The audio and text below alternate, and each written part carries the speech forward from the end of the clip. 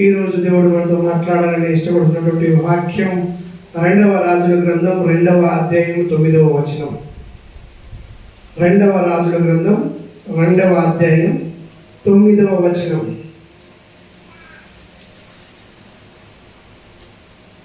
రెండవ రాజుల గ్రంథం 2వ అధ్యాయం 9వ వచనం. వారు దాటిపోయిన తర్వాత ఏలియా ఎలీషాను చూచి, నేను నీ యుద్ధ నుండి తీయబడక మునుపు నీ కొరకు నేనేమి చేయకూడదువో దాని నడగమని చెప్పగా, ఎలీషా, నీకు కలిగిన ఆత్మలో 2 పాలు నా మీదకి వచ్చినట్టు దయచేయము అనెను. హల్లెలూయా, హల్లెలూయా, హల్లెలూయా, హల్లెలూయా. దేవుడి వాక్యాన్ని ఇందాక మనం అనేకమైనటువంటి ప్రార్థన విజ్ఞాపనలు దేవుని సన్నిధిలో సమర్పించాము. ఉపవాసం ఉంటున్నటువంటి సందర్భంలో మనం ఇచ్చేటువంటి ప్రార్థన విజ్ఞాపనలు మనం ఇతరులు దేవుని సన్నిధిలో ప్రార్థించాము. ఇక్కడ దైవ సేవకుడైనటువంటి ఏలియా దగ్గర పనిచేస్తున్నటువంటి పరిచారకుడుగా ఉన్నటువంటి ఎలీషా, ఏలియా ఎత్తబడుతున్నాడని గ్రహించిన సందర్భంలో ఏలియా ఎత్తబడుతున్నప్పుడు ఎలీషాని పిలిచి, నేను దేవుని వద్దకు కొనుక్కోబోతున్నాను, నీకు ఏమి కావాలని అడిగినాడు. హల్లెలూయా. ఏమి కావాలని అడిగినప్పుడు ఎలీషా ఏమంటున్నాడు? పిల్లరా, నీకు కలిగినటువంటి ఆత్మలో 2 పాలు నాకు ఆత్మను దయచేయము అంటున్నాడు. హల్లెలూయా. ఉపవాసం ఉంటున్నటువంటి నేను ఇందాక ఏమేమి ప్రార్థన చేశాము? అనేక విషయమైనటువంటి ప్రార్థన విజ్ఞాపనలు, మనకు అవసరమైనటువంటి విజ్ఞాపనలు అన్నిటినీ చేసుకుంటూ వచ్చాము. కానీ ఎలీషా దగ్గర ఉన్నటువంటి ఆత్మను అడగడానికి కారణం ఏంటి? ఈ లోకానుసారమైనటువంటి బిల్డింగ్లు, బంగళాలు, ఆశీర్వాదాలు, ఆరోగ్యాలు, అనేకమైనటువంటి అంశాలని అడిగి ఉండవచ్చు. కానీ ఎలీషా అడిగినటువంటి అభిషేకం ఏంటంటే, ఏలియాలో ఉన్నటువంటి అభిషేకం కంటే 2 అభిషేకం నాకు కావాలి అని అడిగాడు. హల్లెలూయా, హల్లెలూయా, హల్లెలూయా. ఆ అభిషేకం ఎందుకు అడిగాడు అన్నట్లయితే, దేవుడి వాక్యం క్లియర్ గా చెబుతుంది, అభిషేకం లేని వారైతే దేవుడి కుమారుడు అనిపించడం అసాధ్యము అని. హల్లెలూయా. దేవుడి సన్నిధిలో నివసిస్తున్నటువంటి నేను దేవుని ఆత్మను పొందుకోకపోయినట్లయితే, ఎన్ని సంవత్సరాలుగా క్రైస్తవుగా నేను జీవిస్తున్నాను, ఎన్ని సంవత్సరాలుగా దేవుని నేను ఫలిస్తున్నాను, దేవుని పేరిట నేను అనేకమైనటువంటి కార్యాలు చేశాను, నేను పరిచర్యలో మొట్టమొదటి అడుగు నాదే ఉంటుంది, నేను ఉపవాసించే ప్రార్థనలో ఉపవాసం నేను ఇచ్చేటువంటి కఠినమైనటువంటి ప్రార్థన ఇంకెవరు చేయలేరు అనే రీతిగా నీలో ఉన్నటువంటి ఆ ఆశీర్వాదమైనటువంటి పొందుకుంటున్నానటువంటి ఆలోచన ఒకసారి ఆలోచించండి ప్రియులరా. దేవుని వాక్యం క్లియర్ గా తెలియజేస్తుంది, ఆయన ఆత్మ నీలో లేనట్లయితే ఆయన వాడు నీవు కాలేవు అని రోమియోలకు రాసిన పత్రిక 8వ అధ్యాయం 9వ వచనంలో క్లియర్ ఇస్తుంది. రోమియోలకు రాసిన పత్రిక 8వ అధ్యాయం 9వ వచనం. దేవుని ఆత్మ మీలో నివసించి ఉన్న ఎడల మీరు ఆత్మ స్వభావము గలవారై కానీ శరీర స్వభావము గలవారు కారు. ఎవరైనా క్రీస్తు ఆత్మ లేనివాడైతే వారు ఆయన వాడు కాడు. హల్లెలూయా, హల్లెలూయా. వాక్యాన్ని పరిచయం చేస్తుండగానే దయచేసి గమనించండి, మీ ఆత్మను, మీ శరీరాన్ని, మీ ప్రాణాన్ని 3 ఏక దృష్టిగా పెట్టి ఇక్కడే ఉన్నట్లయితే వాక్యం జరుగుతున్నప్పుడే దేవుని ఆత్మ మీలో కార్యం చేస్తుంది. హల్లెలూయా, హల్లెలూయా, హల్లెలూయా. దయచేసి మూదేవి ఆత్మ ఉన్నట్లయితే దయచేసి ఇక్కడ వాక్యం ప్రకటిస్తుండగా హల్లెలూయా అనలేని స్థితిలో ఉన్న వాళ్ళు దయచేసి ఒక సైడ్కి వచ్చి కూర్చోండి, పర్వాలేదు. హల్లెలూయా. ఎందుకంటే ఇక్కడ వాక్యం మాట్లాడుతుండగానే ఆత్మ కార్యం జరుగుతుందని నాతో దేవుడు మాట్లాడుకున్నాడు కాబట్టి నేను గర్వంగా మీ మధ్యన చెప్తున్నాను. హల్లెలూయా. ఎందుకంటే దేవుని వాక్యం నీలో లేనట్లయితే, దేవుని ఆత్మ నీలో లేనట్లయితే నీవు దేవుని వాడు కాడు అని చెప్తున్నాడు. ఎంత ప్రార్థించినా, ఎంత పరిచర్యలో పాలిభాగస్తుడుగా ఉన్నా, ఎంత నీకు దేవుని పరిచర్యలో ఉన్నటువంటి ఆస్తి అంతస్తులన్నీ అమ్మి దేవుని సేవకి ఇచ్చినా కూడా ఆయన ఆత్మ నీలో ఉన్నట్లయితే మాత్రమే నీవు దేవుని వాడు అవుతావు, దేవుని వారసుడు అవుతావు. అదే అధ్యాయంలో మనం గమనించుకున్నట్లయితే 11వ వచనంలో చూసినట్లయితే ఆయన చెప్తున్నాడు, మన శరీరం నశించిపోయిన ఆత్మ మనలో జీవింపజేస్తుంది అని. రోమియోలకు రాసిన పత్రిక 8వ అధ్యాయం 11వ వచనం.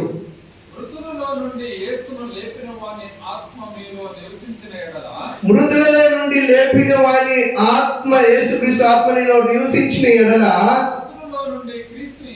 లేపిన వాడు చావునకు లోనైన మీ శరీరమును కూడా సావునకు లోనైన మీ శరీరమును కూడా మీలో నివసించుచున్న తన ఆత్మ ద్వారా జీవింపచేయను. మీలో నివసించుచున్నటువంటి ఆత్మ ద్వారా ఆ శరీరమును జీవింపచేయును. హల్లెలూయా, హల్లెలూయా. ఇందాక మనం ప్రార్థన చేసాం, దేవా మాకి ఆరోగ్యాన్ని దయచేయాలి, మనకు ఉన్నటువంటి కార్యాలన్నీ. దేవుని ఆత్మ నీలో నివసిస్తూ ఉన్నట్లయితే నీ శరీరం, ఇప్పుడు ఉపవాసంలో ఉండి బలహీనంగా ఉన్నటువంటి నీ శరీరం కూడా నీ దేవుని ఆత్మ నీలో ఉన్నట్లయితే నీవు ఆ ఆత్మ ఏం చేస్తుందంటే నీ శరీరాన్ని ఉజ్జీవింపజేస్తుంది, మళ్ళీ జీవింపజేస్తుంది. హల్లెలూయా. అటువంటి గొప్ప అభిషేకం నీకు కావాలని దేవుడి దగ్గర ప్రార్థిస్తున్నప్పుడు, ఆ ఆత్మ నీలో ఉన్నప్పుడు మాత్రమే నువ్వు దేవుని వాడివైతావు. ఆ ఆత్మ నీలో ఉన్నట్లయితే నీ శరీరంలో ఉన్నటువంటి ప్రతి విధమైనటువంటి బలహీనత నీలో నుండి వెళ్ళిపోతుంటుంది. ఎందుకంటే దేవుని ఆత్మ నివసించే స్థలంలో శత్రువులు కుయుక్తులకి స్థానం ఉండదు కాబట్టి. హల్లెలూయా, హల్లెలూయా.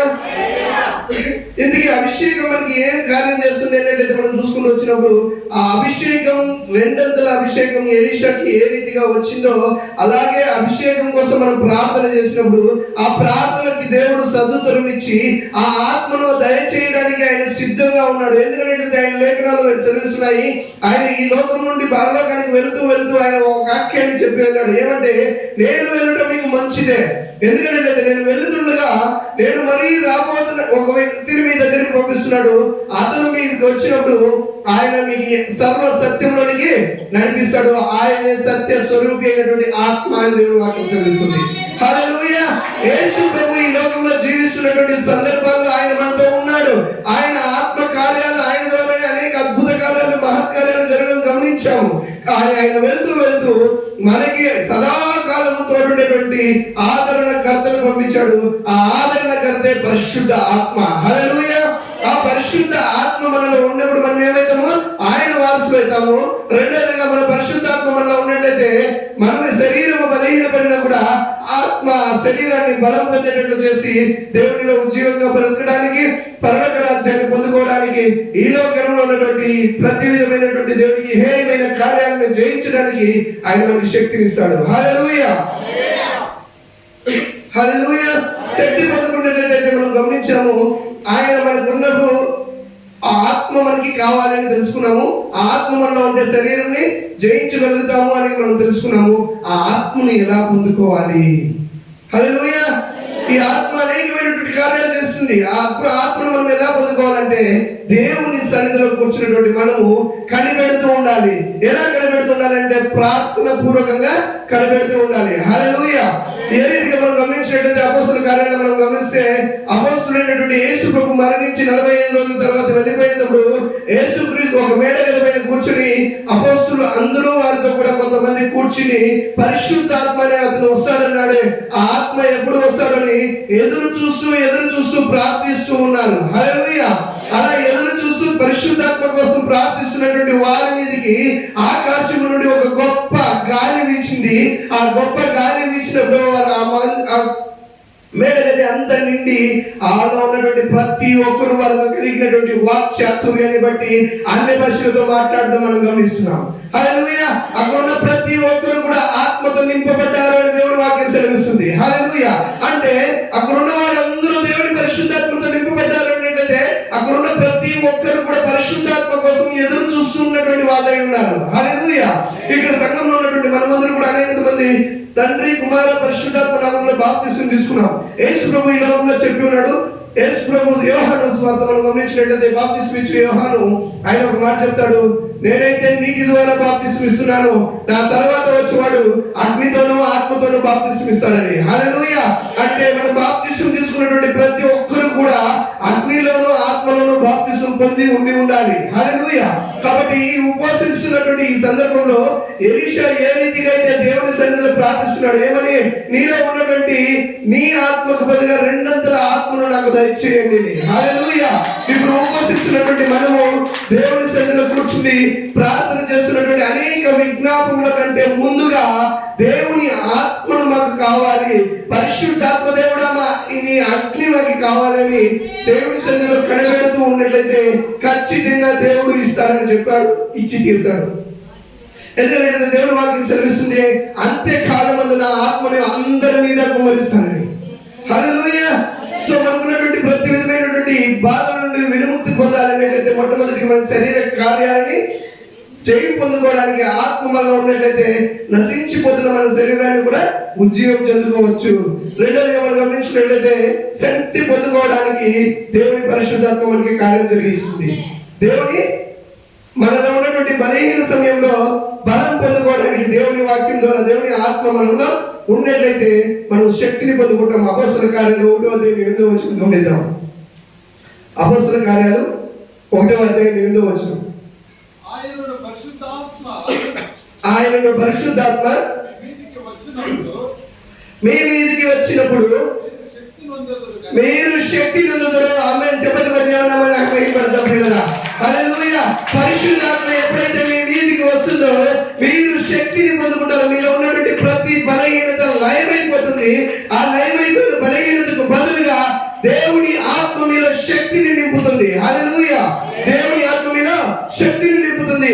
అదే రీతిగా మనం గమనించినట్లయితే సత్యంలోనికి సర్వసత్యంలోనికి నడిపించి జరగబోయేటువంటి అనేకమైనటువంటి మర్మయుక్తమైనటువంటి సంగతులను, జరగబోయేటువంటి అనేకమైనటువంటి విపత్తులను, జరగబోయే అనేకమైనటువంటి కార్యాలను పరిశుద్ధాత్మ మనలో ఉన్నట్లయితే వాటన్నిటిని మనకి తెలియజేస్తుంది. అదే మనం గమనించుకున్నట్లయితే యోహాను సువార్త 16వ అధ్యాయం 13వ వచనం. యోహాను సువార్త 16వ అధ్యాయం 13వ వచనం. సమయం తక్కువగా ఉంది, టకటకాంతి అంటుంది. అయితే ఆయన అనగా సత్య స్వరూపి అయినటువంటి ఆత్మ వచ్చినప్పుడు మిమ్మల్ని సర్వ సత్యంలోనికి నడిపిస్తుంది. ఆయన తనంతట తానే ఏమీ బోధించగా వేటిని వినునో వాటిని బోధించి జరగబోవు సంగతులను మీకు తెలియజేయును. హల్లెలూయా. హల్లెలూయా. ఆపత్కాలం మీకు వస్తుందని మీకు ముందుగానే తెలిసినట్లయితే దానికోసం ప్రార్థించే అవసరం లేదు. ఆ ఆపద నుండి ఏ రీతిగా తప్పించుకోవాలనేటువంటి మార్గం మీకు తెలుసుకుంటారు. హల్లెలూయా. కాబట్టి సత్య స్వరూపమైనటువంటి పరిశుద్ధ ఆత్మ నీలో ఉన్నట్లయితే నీవు ఆటోమేటిక్ గా సత్యంలోకి నడిపిస్తావు. కుళ్ళు, కుతంత్రము, ద్వేషము, ఈర్ష్య అవన్నీ నీలో లేకుండా సత్య స్వరూపమైనటువంటి ఆత్మ వాటిని దూరపరుస్తుంది. మనం దానికోసం ప్రార్థించాల్సిన అవసరం ఉండదు. హల్లెలూయా. ఎందుకంటే మనం ప్రార్థించిన ప్రతి ప్రార్థన దేవుడు సమాధానంగా దేవుడి వాక్యం నీతో తెలియజేస్తుంది. వీటన్నిటినీ నువ్వు పొందుకోవాలి, వీటన్నిటిలోనూ నువ్వు జయం పొందుకోవాలి, వీటన్నిటిలోనూ నువ్వు అధిగమించాలి అనేటైతే ప్రతి దానికి మీరు చేసినప్పుడు మనం అందరూ చేసినటువంటి ప్రతి ప్రార్థనకు ఒకే ఒక జవాబు, ఒకే ఒక మార్గం, వాటన్నిటిని పొందుకోవడానికి ఒకే ఒక దారి ఏంటంటే నీవు పరిశుద్ధ అగ్నితో అభిషేకించబడాలి. హల్లెలూయా. ఆత్మ ద్వారా మనం తెలుసుకున్నటువంటి మరణం జరిగిపోయేటువంటి సంగతులు మనం తెలుసుకుంటాము. మరణం ద్వారా మనం తెలుసుకోవాల్సినటువంటి అనేక కార్యాలని కొరింథీయులకు రాసిన మొదటి పత్రిక 2వ అధ్యాయం 10-12 వచనాలు. కొరింథీయులకు రాసిన మొదటి పత్రిక 2వ అధ్యాయం 10-11-12 వచనాలు ధ్యానిద్దాం. మనకైతే దేవుడు వాటిని తన ఆత్మ వలన బయలుపరిచి ఉన్నాడు. ఆ ఆత్మ అన్నిటినీ దేవుని మర్మములను కూడా పరిశోధించుచున్నాడు. హల్లెలూయా. హల్లెలూయా. అనేక మంది అనుకుంటారు, బైబిల్ నేను దినాము చదువుతున్నాను, బైబిల్ నాకు బాగా వచ్చు, నేను ఇంతవరకు 50 సార్లు చదివాను, 100 సార్లు చదివాను. అనేకమైనటువంటి అనేక తెలుగు వాళ్ళు చెప్పుకుంటూ ఉంటారు, వాళ్ళు ఊహించుకుంటూ ఉంటారు, అనుకుంటూ ఉంటారు. కానీ పరిశుద్ధ గ్రంథంలో ఉన్నటువంటి ప్రతి లేఖనాన్ని నువ్వు తెలుసుకోవాలన్నట్లయితే దేవుని ఆత్మ నీలో ఉండాలి. ఆ ఆత్మ ఉన్నప్పుడే పరిశుద్ధ గ్రంథంలో ఉన్నటువంటి మర్మయుక్తమైనటువంటి సంగతులను, నిగూఢమై ఉన్నటువంటి సంగతులను నీకు బయలుపరచడానికి ఆస్కారం ఉంటుంది. హల్లెలూయా. సో అటువంటి ఆత్మ కార్యం మీద జరిగిందాలంటే భయం చేయాలి, నువ్వు పరిశుద్ధ ఆత్మని పొందుకొని ఉండాలి. హల్లెలూయా. మహత్కార్యాలు, సూచక క్రియలు చేయగలిగినటువంటి శక్తి మనం ఇంత ప్రార్థన చేశాం. ఆ ప్రార్థన చేసిన ప్రతిదీ కూడా నీవే చేయగలుగుతావు. ఎలాగంటే మనం చూసినట్లయితే అపొస్తలుల కార్యాలు 6వ అధ్యాయం 8వ వచనం. అపొస్తలుల కార్యాలు 6వ అధ్యాయం 8వ వచనం. అయితే మీరే అన్యాయం చేయుచున్నారు, అపహరించుచున్నారు, మీ సహోదరులకే ఇలాగ చేయుచున్నారు. అన్యాయస్తులు హల్లెలూయా అపోస్తుల కార్యాలు 6వ అధ్యాయం 8వ వచనం.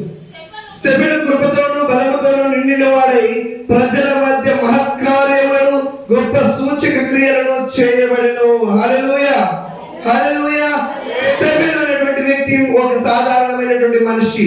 స్టెఫెను అనేటువంటి వ్యక్తి అపోస్తలుడైన పౌలుకు ప్రియమైనటువంటి శిష్యుడు. అటువంటి శిష్యుడు సమాజంలో కూడి ప్రజల మధ్యలో నిలబడినప్పుడు ఆయన ఏం చేశాడంటే ఖాళీ ప్రసంగమే కాకుండా మహత్కార్యములను చేశాడు.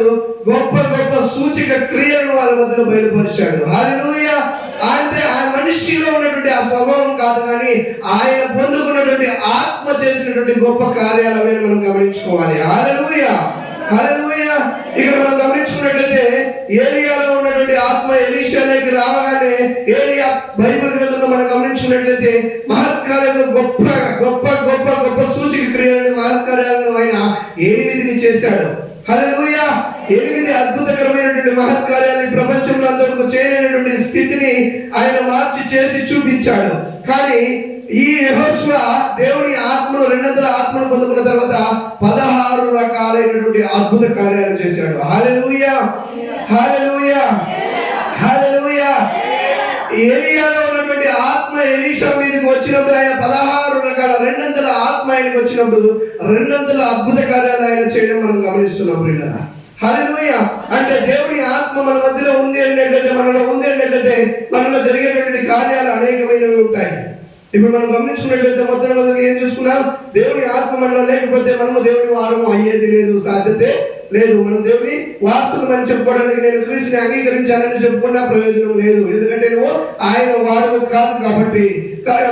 మనం గమనించుకున్నట్లయితే ఒకవేళ ఆయన ఆత్మని మనం పొందుకున్నప్పుడు, ఆయన వారసుడిగా మనం ఉన్నప్పుడు మనకు వచ్చేటువంటి అధికారం ఏమన్నట్లయితే, మన శరీరం బలహీనపడినప్పుడు కూడా, మన శరీరంలో కొన్ని అనేకమైనటువంటి రీతుల శక్తులు లేనప్పుడు కూడా పరిశుద్ధాత్మ నీలో ఉన్నాడు అన్నట్లయితే ఆ ఆత్మ నీ శరీరాన్ని బాగుపరుస్తుంది. ఆ ఆత్మ నీ శరీరాన్ని దేవునికి ప్రయోజనకరంగా మారుస్తుంది. ఆ ఆత్మ నీ శరీరం అనేక మందికి ప్రయోజనకరంగా, అనేక మందిని రక్షణ మార్గంలో నడిపించే రీతిగా, నీకు నీ కుటుంబానికి నీ ఆశీర్వాదకరంగా నీ శరీరం ఉండేటట్టు దేవుడు ఆత్మని చేస్తుంది. హల్లెలూయా. రెండోది మనం గమనించుకున్నట్లయితే దేవుని ఆత్మ మనలో ఉన్నట్లయితే మనలో ఉన్నటువంటి ప్రతి బలహీనతను బలంగా దేవుడు మారుస్తాడు. శక్తి లేనటువంటి స్థితిలో నుండి శక్తి కలిగినటువంటి జీవంలోకి నడిపిస్తాడు. అంతేకాకుండా దేవుని ఆత్మ నీలో ఉన్నట్లయితే నీవు సర్వ సత్యంలో నడుస్తావు. ఈ లోకానికి సంబంధించినటువంటి వేటిపైన గణ దృష్టి ఉండకుండా సత్యమైనది ఏది, నిత్య రాజ్యానికి అవసరమైనది ఏంటి? యేసుక్రీస్తు చెప్తాడు, నేనే సత్యము జీవము మార్గమై ఉన్నానని. అంటే యేసుక్రీస్తుని అంగీకరించాలి, యేసుక్రీస్తులో జీవించాలి, యేసుక్రీస్తులో ఫలించాలి అన్నట్లయితే నీకు కావాల్సింది పరిశుద్ధాత్మ. హల్లెలూయా. ఆ పరిశుద్ధాత్మ ఆత్మ అభిషేకం నీలో ఉన్నట్లయితే నీవు సర్వ సత్యంలో నడుస్తావు. అంతేకాకుండా ఇంతకు ముందు జరిగిన విషయాలను నీకు తెలియజేస్తాడు. ఇంక ముందు జరగబోయేటువంటి సంగతులను కూడా, నిగూఢమైనటువంటి మర్మాలను కూడా దేవుడు నీతో బయలుపరిచి నీతో మాట్లాడుతూ ఉంటాడు. హల్లెలూయా. ఆత్మ ద్వారా మర్మాలను మనం తెలుసుకోగలుగుతాము. పరిశుద్ధ గ్రంథంలో ఉన్నటువంటి అనేక మర్మాలు ఉన్నాయి. ఒక వాక్యాన్ని మనం చెప్పినప్పుడు ఇంకొక వాక్యం అడవ ఉంటుంది. కులుక్ చీటీలో మనం కులికేసినప్పుడు ఏం జరుగుతుంది? అనేక మంది పేర్లు ఉంటాయి. ఆ పేర్లు ఒకరితో ఒక్కొక్క ఉంటుంది. అదే రీతిగా ఒక వాక్యానికి సంబంధించినటువంటి వంశము ఇంకొక గ్రంథంలో ఉంటుంది. ఇంకొక గ్రంథంలో ఉన్నటువంటి అంశం ఇంకొక గ్రంథంలో, పుస్తకంలో ఉన్నటువంటి బైబిల్లో ఉన్నటువంటి 66 గ్రంథాల్లోనూ ఆయన మర్మయుక్తమైనటువంటి సంగతులను దాచిపెట్టి ఉన్నాడు. దానియేలు దగ్గర అదే చెప్తాడు, నేను దాచిపెట్టినటువంటి మర్మాలని బయలుపరచడానికి ఆత్మ కావాలి. హల్లెలూయా.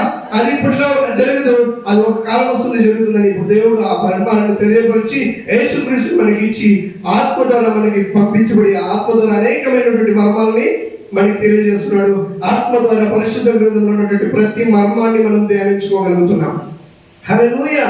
అంతేకాకుండా మహత్కార్యాలు, అద్భుత కార్యాలు పరిశుద్ధాత్మ మనలో ఉన్నట్లయితే మనం చేయగలుగుతాం. ఏలి అనేకమైనటువంటి అద్భుత కార్యాలు చేశాడు పిల్లలు. ఎలా చేశాడంటే దేవుని ఆత్మ ఆయనలో ఉండింది కాబట్టి. పరిశుద్ధ గ్రంథంలో అంతమంది దేవుని దాసుల గురించి మనం ధ్యానించిన పరిశుద్ధాత్మ ఉన్న వారు ఏ రీతిగా నడిపింపబడ్డారు, పరిశుద్ధాత్మకి లోబడకుండా ఉన్నటువంటి వారు ఏ రీతిగా నశించిపోయారు అనేటువంటి అంశాలు మనం క్లియర్ గా తెలుసుకోగలుగుతాం. హల్లెలూయా. ఇక్కడ అద్భుత కార్యాలు, మహత్య కార్యాలు పరిశుద్ధాత్మ మనలో ఉన్నట్లయితే మనం చేయగలుగుతామన్నాం. హల్లెలూయా. అందుకోసమే ఈ ఎలీషా మన పైన ఉన్నటువంటి వాటన్నిటినీ కూడా పొందుకోవాలంటే ఏం కావాలి? ముఖ్యమైనది ఆత్మ కావాలి, అభిషేకం కావాలి. సో ఆ అభిషేకాన్ని ఆయన కోరుకున్నాడు. దేవుని ఆలయంలో నివసిస్తూ ఉపవాసం ఇస్తున్నటువంటి మనము కూడా దేవుని ఆత్మ కోసం ప్రయాసపడాలి. హల్లెలూయా. అంతేకాకుండా కొంతమంది గమనించినట్లయితే వాళ్ళు ఆత్మని పొందుకున్నటువంటి ఆత్మని వేరే వాళ్ళ దగ్గర నిలబెట్టలేకపోతున్నాడు. వాళ్ళని ఆర్పేదానికి ప్రయత్నిస్తూ ఉంటారు. హల్లెలూయా. పరిశుద్ధాత్మని పొందుకోవడానికి ఎక్కువ సమయం పడదు, ఎక్కువ రోజులు పడదు, అనేక సంవత్సరాలు క్రీస్తుగా ఉండాల్సిన అవసరం కూడా లేదు ప్రియులారా. ఎందుకంటే దేవుడు చెప్తున్నాడు, ఆయన తండ్రి కుమార పరిశుద్ధాత్మ నామంలో బాప్తిస్మం తీసుకుని తక్షణమే యేసు ప్రభుకి ఆకాశం నుండి పావురం వలె ఆత్మ నిండింది. హల్లెలూయా. ఇంకొన్ని సందర్భాల్లో మనం గమనించినట్లయితే కొంతమంది పౌలు శీలను పరిచయం చేస్తున్నప్పుడు వాళ్ళైతే యేసుక్రీస్తు అనేటువంటి నామంలో బాప్తిస్మం అయితే తీసుకున్నారు, కానీ పరిశుద్ధాత్మ అనేటువంటిది ఏంటో వాళ్ళకి తెలియని పరిస్థితిలో ఉన్నారు. హల్లెలూయా. అప్పుడు పౌలు శీలను వారిని తల మీద చేతుల నుంచి ప్రార్థించినప్పుడు వాళ్ళు పరిశుద్ధాత్మను వరమును పొందినారు అని దేవుని వాక్యం సెలవిస్తుంది. హల్లెలూయా. కాబట్టి పరిశుద్ధాత్మ అనేటువంటి వరమును పొందుకోవాలంటే హస్త నిక్షేపణ అవసరమే ఉన్నది. ఆ హస్త నిక్షేపణ కాకుండా వేరే మార్గం ఏమైనట్టయితే దేవుని సన్నిధిలో ఆత్మ కోసం కనిపెడుతూ ఉండడం. హల్లెలూయా. ఎప్పుడైతే కనిపెడుతూ ఉన్నారో ఆ కనిపెడుతున్నటువంటి దేవుని దగ్గర ఎదురు చూస్తున్నటువంటి ఆ ఎదురు చూపుకి దేవుడు ఖచ్చితంగా వాగ్దానం ఇచ్చే ఉన్నాడు, నేను అంత్యకాలంలో అందరి మీద ఆత్మను కుమ్మరిస్తాను. హల్లెలూయా. ఎందుకంటే పరిశుద్ధాత్మ అందరి మీదకి ఎందుకు అవసరమని గమనించినట్లయితే పరిశుద్ధాత్మ మనలో లేనట్లయితే అంత్యక్రీస్తు అనేటువంటి వాడు రాబోతున్నాడు. వారందరూ మనల్ని అందరినీ మోసపుచ్చి వాడి వైపు నడిపించుకుంటూ నిత్య నరకానికి తీసుకెళ్ళిపోతాడు. హల్లెలూయా. కాబట్టి మొదటి తెస్సలోనికీయులకు రాసిన పత్రిక, తెస్సలోనికీయులకు రాసిన మొదటి పత్రిక 5వ అధ్యాయం 19వ వచనం. ఆత్మను ఆర్పకుడి. ఆమేన్. అదంతే ఉంటుంది. ఆత్మను ఆత్మను ఆత్మను ఆత్మను ఆర్పకుడి. హల్లెలూయా. హల్లెలూయా. హల్లెలూయా. ఆత్మని ఆర్పకండి బిడ్డరా. ఆత్మ రగులుతున్నది. ఆ ఆత్మని మీరు పొందుకుంటే రగిలింపబడతారు. ఆ ఆత్మ రగిలించడాన్ని రగిలించుకుంటున్నట్లయితే మాత్రమే మీరు కార్యం జరిగించగలుగుతారు. మీరు దేవుడు ఉన్నతమైనటువంటి ఆశీర్వాదాలు ఇవ్వగలుగుతాడు. మిమ్మల్ని మార్గదర్శకంగా మార్చబడతారు. ఆత్మను హల్లెలూయా. అనేక మంది క్రీస్తుడు ఇచ్చినటువంటి ఆత్మను ఆర్పేస్తుంటారు. ఎలా అన్నట్లయితే అది ఎవరికో పరిశుద్ధాత్మ పొందుకుంటారు, మాట్లాడుతారు రాదు. హల్లెలూయా. వీళ్ళ పక్కల అభిషేకం వచ్చి ఊగిపోతుంటే వాళ్ళు చూసి నవ్వుకుంటారు, అంటే ఇదేదో పక్కల అట్లా ఎట్లా చూస్తూ ఉంటారు. హల్లెలూయా. పరిశుద్ధాత్మని పైన ఇవ్వడానికి దేవుడు శక్తిమంతుడు. ఆయన పరిశుద్ధాత్మతో నిన్ను అభిషేకించాలని ఆశపడుతున్నాడు. ఆ అభిషేకం నీకు ఇచ్చి ఆయన రాజ్యాన్ని ఈ ప్రపంచం మొత్తానికి సృష్టించడానికి, ప్రపంచం మొత్తానికి సువార్త ప్రకటించడానికి, ప్రపంచంలో ఉన్నటువంటి ప్రతి ఒక్కరిని నీ ద్వారా ఆత్మతో నడిపింపబడడానికి ఆయన ఇష్టపడుతున్నాడు. ఎందుకంటే ఆయన ఆత్మ ఇందాక అయ్యారు చెప్పినట్టు ఎవరు కూడా నశించిపోవడం దేవునికి ఇష్టం లేదు. కాబట్టి నీ ద్వారా నీకు ఆత్మనిచ్చి నీ ద్వారా అనేక మందిని రక్షణలోకి నడిపించడానికి నీలో ఉన్నటువంటి ఆత్మ వాళ్ళ కార్యం జరిగించి వాళ్ళు ఇంకొక ఆత్మని వాళ్ళు ఇంకొక ఆత్మని ఆ రీతిగా పరిశుద్ధాత్మ దేవుడు ప్రపంచం మొత్తాన్ని సంచరించి ప్రపంచంలో ఉన్నటువంటి ప్రతి ఒక్కరిపైన ఆత్మని నింపి ప్రతి ఒక్కరిని పరలోక రాజ్యం వైపు నడిపించడానికి ఆయన ఇష్టపడుతున్నాడు. అందుకోసమే ఈ సమయంలో నిన్ను నిలబెట్టుకుని ఉన్నాడు. నిన్ను పేరు పెట్టి పిలిచి దేవుని ఆత్మ ద్వారా నడిపింపబడడానికి ఆయన ఇష్టపడే ఈ సంఘంలో నిన్ను కూకోబెట్టి ఉన్నాడు. హల్లెలూయా. హల్లెలూయా. అందుకే జాగ్రత్త పడండి ప్రియులారా. దేవుని ఆత్మను ఆర్పడానికి ప్రయత్నించకండి. దేవుని ఆత్మ నీలో ఉంది. ఎందుకంటే దేవుడు మనిషిని సృష్టించిన సృష్టిలోనే ఆయన మట్టి నుండి మానవుని తయారు చేసి ఆయన ఊపిరిని ఆయన నోటి ద్వారా మన ముక్కులకి ఊపి మనము జీవ ఆత్మగా మారేటట్లు చేసి ఉన్నాడు. జీవంతో ఉన్న ప్రతి ప్రాణి, ప్రతి మనిషి పరిశుద్ధ ఆత్మతో ఉన్నాడు. పరిశుద్ధ ఆత్మ వారికి దేవుడు దయచేసి ఉన్నాడు. దేవుని ఆత్మ మీలో ఉంది. దయచేసి దాన్ని ఆర్పకండి పిల్లరా. దయచేసి దాన్ని ఆర్పకండి. ఎందుకంటే మీరు చేస్తున్నటువంటి నెగ్లెక్ట్, మీరు చేస్తున్నటువంటి తిరస్కారం దేవుని ఆత్మను ఘోషించేలాగా చేస్తుంది. హల్లెలూయా. హల్లెలూయా. పరిశుద్ధాత్మ దేవుడు ప్రపంచంలో ఉన్న ప్రతి ఒక్కరిలోనూ ఉన్నాడు. అది ఎలా ఉన్నాడు